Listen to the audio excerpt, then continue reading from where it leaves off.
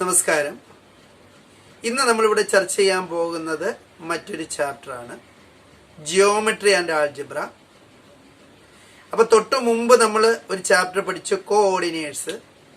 കോഓർഡിനേറ്റ്സും geometric ആൾജിബ്രയും തമ്മിൽ നല്ല ബന്ധമാണ്. അതിനകത്തുള്ള കാര്യങ്ങൾ തന്നെയാണ് ഇതിനകത്തും പഠിക്കുന്നത്. അപ്പോൾ രണ്ട് ചാപ്റ്ററുകൾ ഒരുമിച്ച് ചർച്ച ചെയ്താൽ നല്ലോണം കാര്യങ്ങൾ മനസ്സിലാവും. അപ്പോൾ ആ കോഓർഡിനേറ്റ് എന്ന് പറഞ്ഞ ചാപ്റ്റർ എടുത്തു കഴിഞ്ഞു. അതിനകത്തുള്ള ക്വസ്റ്റ്യൻസ് ചെയ്ത് നോക്കുക. അത് വർക്കൗട്ട് ചെയ്തതിന് ശേഷം ഇതുകൂടെ വർക്കൗട്ട് ചെയ്യുക. വളരെ പ്രധാനപ്പെട്ടതാണ് ജിയോമെട്രി ആൻഡ് ആൾജിബ്ര. കഴിഞ്ഞ വർഷം പബ്ലിക് എക്സാമിനേഷന് ഇതിനകത്ത് ഏതാണ്ട് 10-14 മാർക്കിന്റെ ക്വസ്റ്റ്യൻ ആണ് ഇതിനകത്ത് ചോദിച്ചത്. ഇതിനകത്തുനിന്ന് കുറേ നല്ല പ്രോബ്ലങ്ങൾ കിട്ടും. നിങ്ങൾ ചെയ്ത് പഠിച്ചാൽ ഈസി ആയിട്ട്.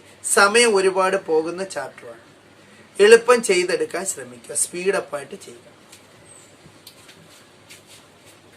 ഇതിലെ ഒന്നാമത്തെ ക്വസ്റ്റ്യൻ എന്ന് പറയാം, prove that the line passing through 2 - 3 - 5 1 coordinate -5 1 is perpendicular to the line passing through coordinate 4 5 coordinate 0 - 2. ഇവിടെ പ്രൂവ് ചെയ്യാനാണ് പറഞ്ഞിരിക്കുന്നത്. രണ്ട് ലൈനുകൾ പോകുന്നുണ്ട്. ആ രണ്ട് ലൈനുകളുടെ എൻ പോയിന്റ്സുകൾ തന്നിട്ടുണ്ട്.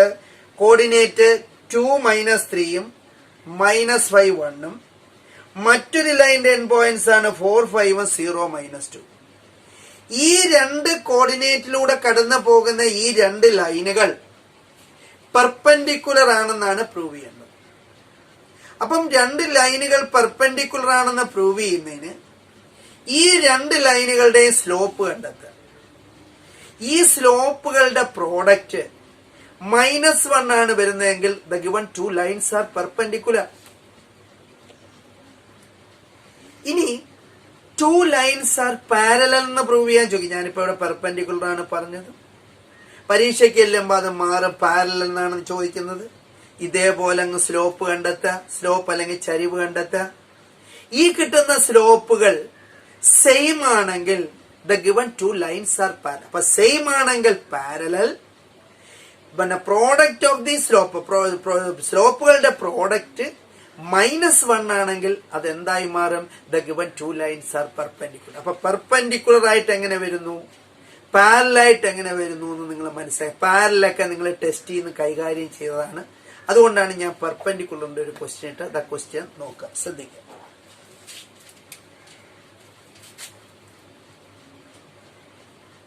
-2 - 3 -5 1 ഇതാണ് ഫസ്റ്റ് ലൈനിലെ കോർഡിനേറ്റ് ആണിത്.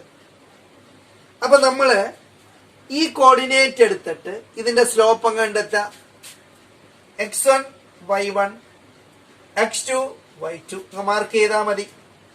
സ്ലോപ്പ് ഈസ് ഈക്വൽ ടു, സ്ലോപ്പിന്റെ ഇക്വേഷൻ എന്ന് പറഞ്ഞിരിക്കണം, change of the y coordinate divided by change of the x coordinate എന്നാണ് പറയുന്നത്.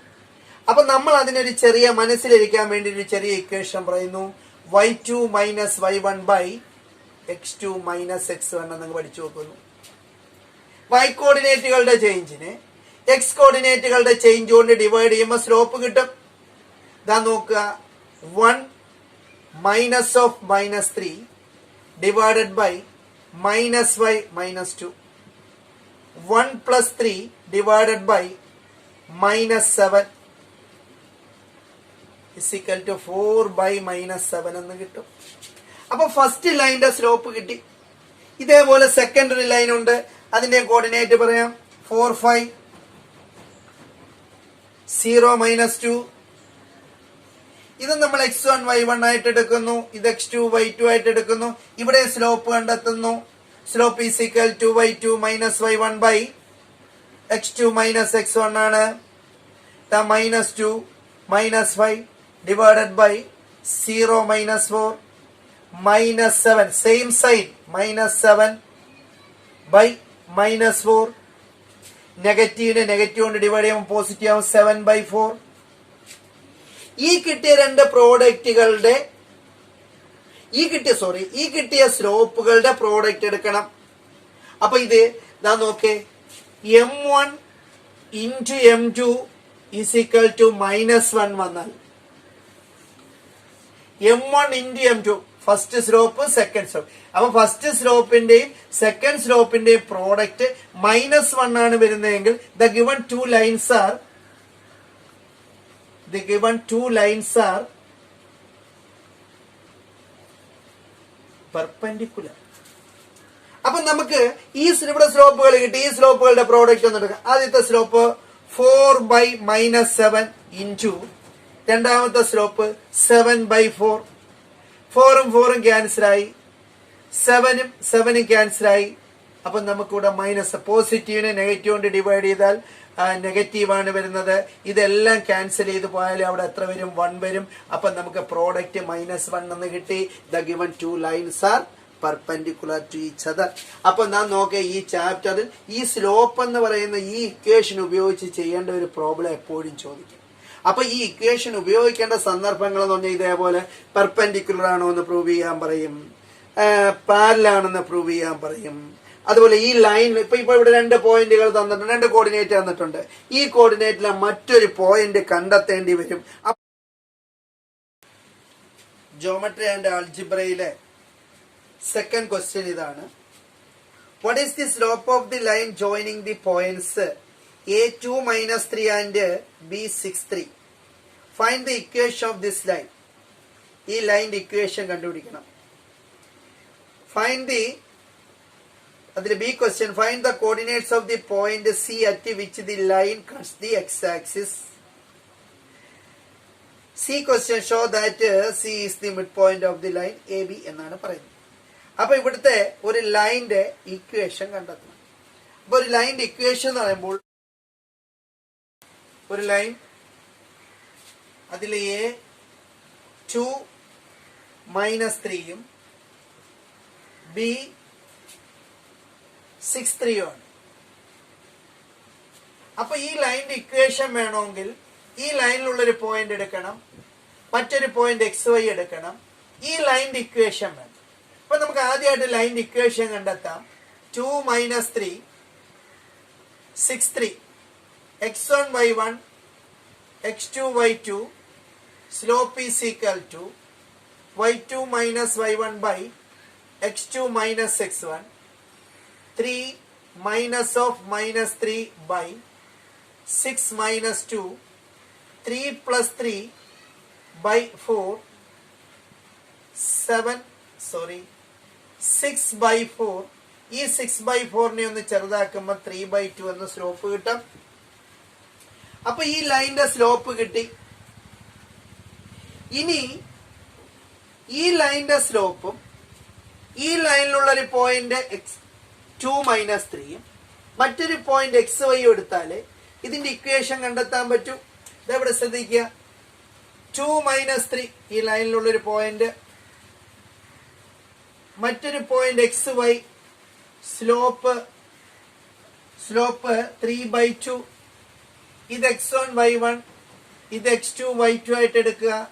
y2 minus y1 by x2 minus x1 is equal to ഇവിടെ തന്നിട്ടുണ്ട് സ്ലോപ്പ് 3/2 എന്ന് തന്നിട്ടുണ്ട് slope.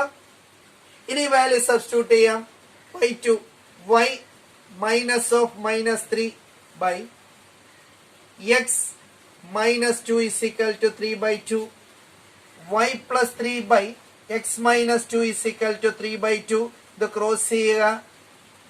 2y plus 6 is equal to 3x minus 6.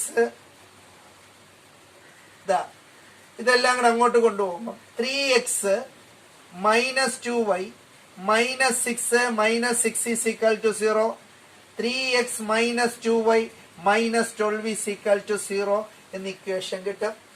അപ്പം ഒരു ലൈനിന്റെ equation കണ്ടെത്തണമെങ്കിൽ ആ ലൈനിലുള്ളൊരു പോയിന്റ് എടുക്കണം, മറ്റൊരു പോയിന്റ് XY ആയിട്ട് നിങ്ങൾ അസ്യൂം ചെയ്യണം, സങ്കല്പിക്കണം. പിന്നെ ആ ലൈനിന്റെ എന്ത് വേണം? സ്ലോപ്പ് വേണം. സ്ലോപ്പ് ഇല്ലെങ്കിൽ നിങ്ങൾ കണ്ടെത്തിച്ചേക്കുക. ഇവിടെ നമുക്ക് സ്ലോപ്പ് ഇല്ലായിരുന്നു. സ്ലോപ്പ് ഈ ലൈനിൽ നിന്ന് നമ്മൾ കണ്ടെത്തിയിട്ടാണ് ആ ലൈനിന്റെ ഇക്വേഷൻ നമ്മൾ കണ്ടെത്തിയത്. ശ്രദ്ധിച്ചേക്കുക, വളരെ ഇമ്പോർട്ടന്റ് ആണ്. സ്ലോപ്പ് പഠിക്കാം, ഇതിനകത്തുനിന്ന് ആ ലൈനിന്റെ ഇക്വേഷൻ കണ്ടെത്തുന്ന രീതി പഠിക്കാം. 2 മെത്തേഡ് ഇതിനകത്തുനിന്ന് മനസ്സിലാക്കാൻ കഴിയും. ഇതിലെ ബി ക്വസ്റ്റ്യൻ ശ്രദ്ധിക്കുക. ഇതിലെ ബി ക്വസ്റ്റ്യൻ പറയുന്നത് ഈ എ ബി എന്ന് പറയുന്ന ലൈൻ എക്സ് ആക്സിസിൽ കട്ട് ചെയ്യുന്നതാണ്.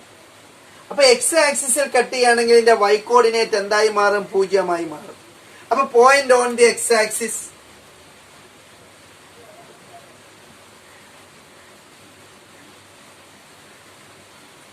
x0, point on the X axis x0 ആണ്.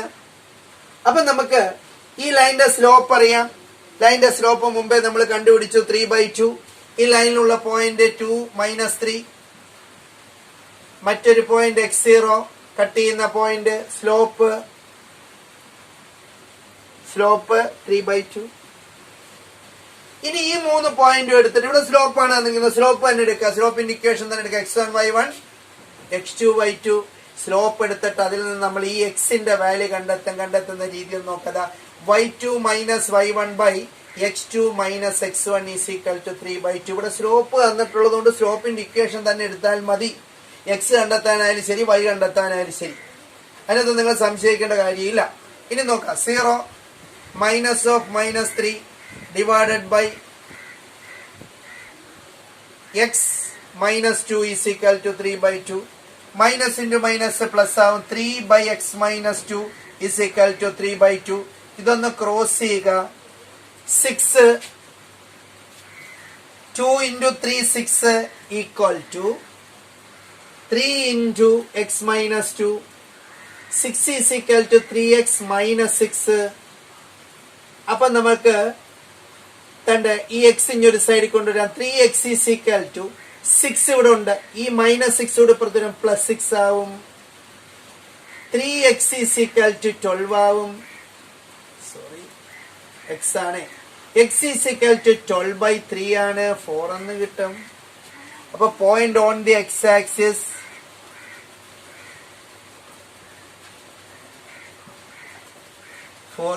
എന്ന് കിട്ടി. അപ്പൊ ആ ലൈൻ എക്സ് ആക്സിസിൽ കട്ട് ചെയ്യുന്ന പോയിന്റ് ആണ് 40. 4 കടന്നു പോന്നേ.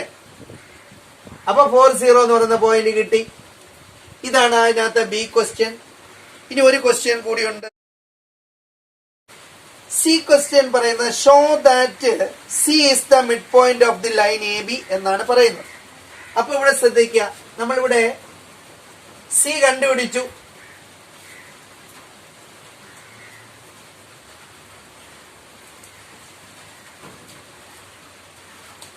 ഈ എ ബി എന്ന് പറയുന്ന ലൈനിലുള്ള ഒരു പോയിന്റ് ആണ് സി. ആ സിയുടെ കോർഡിനേറ്റ് 40 എന്ന് ഇവിടെ കണ്ടുപിടിച്ചു. ഇനി ഈ സി മിഡ് പോയിന്റ് ആണെന്നാണ് പ്രൂവ് ചെയ്യേണ്ടതെങ്കിൽ ഈ എ സിയുടെ ഡിസ്റ്റൻസും ബി സിയുടെ ഡിസ്റ്റൻസും സെയിം ആയാൽ മതി. അപ്പൊ ഡിസ്റ്റൻസ് ഫോർമുല ഉപയോഗിച്ച് എ സിയും ബി സിയും കണ്ടെത്താം, അല്ലെങ്കിൽ മിഡ് പോയിന്റ് കണ്ടെത്താം. ഇവ തമ്മിൽ കൂട്ടി അതിന്റെ പകുതി കിട്ടുമ്പോൾ ഇത് കിട്ടുന്നോ നോക്കാം. അങ്ങനെ വേണമെങ്കിൽ ഇത് മിഡ് പോയിന്റ് ആണോ എന്ന് നമുക്ക് കണ്ടെത്താൻ പറ്റും. ഇതാ നോക്കേ. 2 - 3 6 3 x1 y1 x2 y2. x ഇത് x y ആയിട്ട് എടുക്കുക. x = x1 + x2/2. 2 + 6/2 8/2 = 4 കിട്ടി. ഇവിടുത്തെ x കോർഡിനേറ്റ് 4 കിട്ടി. ഇനി y കോർഡിനേറ്റ് കൂടെ കണ്ടെത്താം. y = y1 + y2/2. അപ്പൊ എന്താണ്ട് y -3 + 3/2 -3 + 3 ആഡ് ചെയ്താൽ 0. 0/2 = 0 കിട്ടും. അപ്പൊ ഇവിടുത്തെ മിഡ് പോയിന്റ് 4 എന്നും 0 എന്നും കിട്ടിയതിന്റെ അടിസ്ഥാനത്തിൽ ഈ C is the mid point of the line A B എന്ന് നമുക്ക് പറഞ്ഞ് അവസാനിപ്പിക്കാം. ഇപ്പൊ ഞാൻ ഇവിടെ മിഡ് പോയിന്റ് കണ്ടുപിടിക്കുന്ന രീതിയാണ് ഉപയോഗിച്ചത്. ചില കുട്ടികൾ ഇതിന് പകരം ഡിസ്റ്റൻസ് ഫോർമുല ഉപയോഗിച്ച് എ സി കണ്ടെത്തും, ബി സി കണ്ടെത്തും. അതുകൂടെ വേണമെങ്കിൽ ഞാനൊന്ന് പറഞ്ഞേക്കാം. ശ്രദ്ധിക്കുക, സംശയം വേണ്ട. A 2 - 3 C 40 x1 y1 x2 y2 AC = √2 - 4 the whole square plus -3 - 0 the whole square -2 the whole square plus -3 the whole square -2 square plus 4 -3 square 9 √13 എന്ന് കിട്ടി. എ സി എന്ന് പറയുന്ന ഡിസ്റ്റൻസ്. അതേപോലെ ഞാൻ ബി സി എന്ന് പറയുന്ന ഡിസ്റ്റൻസും കണ്ടെത്താൻ പോവാണ്. B 63, C 40. B C is equal to √x1 y1 x2 y2 value substitute ചെയ്യുന്നു. 6 - 4 the whole square plus 3 - 0 the whole square, 2 square plus 3 square, 4 plus 9 is equal to √13. ഈ രീതിയിലും കണ്ടുപിടിച്ചു ഞാൻ. എ ബി എന്ന് പറയുന്ന എ സി എന്ന് പറയുന്ന ഡിസ്റ്റൻസും B C എന്ന് പറയുന്ന ഡിസ്റ്റൻസും കണ്ടുപിടിച്ചു. എ സിയും ബി സി ഈക്വൽ ആയിട്ട് കിട്ടി. അപ്പൊ എ സിയും ബി സി ഈക്വൽ ആയതുകൊണ്ട് C is the mid point of A B എന്ന് നമുക്ക് പറയാം. അപ്പോൾ ഇത് ഇത്രൂടെ എളുപ്പമാണ്. ഇത് സമയം പോകുന്നത്. നിങ്ങൾക്ക് ഏതാണ് നിങ്ങൾക്ക് നല്ലോണം മനസ്സിലായ ആ മെത്തേഡ് കണക്കില്ല. ഇതെടുക്കുമ്പോൾ ഇത്തിരി സമയം പോകും. ഇതാകുമ്പോൾ എളുപ്പം നിൽക്കേണ്ടത്. ഈ മിഡ് പോയിന്റ് കിട്ടുന്നുണ്ടോ എന്ന് നോക്കിയാൽ 4 0 ഈ എക്സ് കോർഡിനേറ്റുകൾ തമ്മിൽ കൂട്ടി അതിന്റെ പകുതി എടുക്കുമ്പോൾ ഇവിടുത്തെ എക്സ് കോർഡിനേറ്റ് കിട്ടണം. ഈ വൈ കോർഡിനേറ്റുകൾ തമ്മിൽ കൂട്ടി അതിന്റെ പകുതി എടുക്കുമ്പോൾ ഇവിടുത്തെ വൈ കോർഡിനേറ്റും കിട്ടുകയാണെങ്കിൽ സെയിം ആണ്. ഇത് മിഡ് പോയിന്റ് തന്നെയാണ്. 4 0 മിഡ് പോയിന്റ് ആണ് നമുക്ക് പറഞ്ഞ് അവസാനിപ്പിക്കാം. അപ്പൊ ഇങ്ങനെയൊക്കെയുള്ള ചില ചോദ്യങ്ങൾ വരും. ഇതൊക്കെ ഒന്ന് ശ്രദ്ധിച്ച് പഠിക്കാം.